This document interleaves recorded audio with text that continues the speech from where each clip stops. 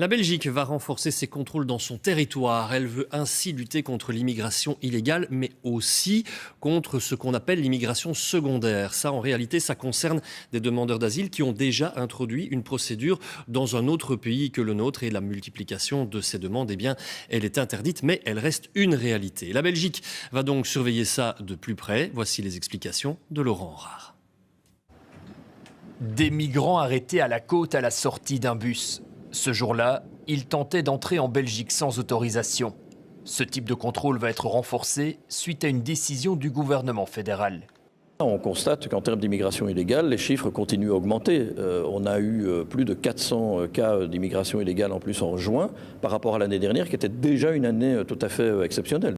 Les contrôles auront lieu sur les principaux axes routiers et les aires d'autoroute, les lignes de bus internationales, certaines lignes de train et l'arrivée de certains vols intérieurs à l'espace Schengen. Les autorités veulent contrôler l'immigration irrégulière et secondaire, soit les personnes qui bénéficient déjà d'un statut de demandeur d'asile dans un autre pays de l'Union européenne. Les associations qui viennent en aide aux demandeurs d'asile s'offusquent de cette décision.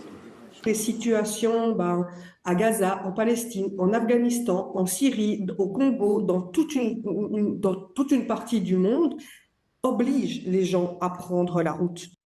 Les associations pointent l'exemple de l'Allemagne qui a déjà renforcé ses contrôles. Les résultats ne seraient pas ceux attendus.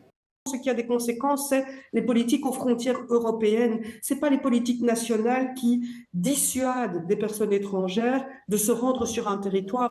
Autre question, quels moyens pour ces contrôles alors que la police manque déjà d'effectifs? Le ministre de l'Intérieur se montre confiant.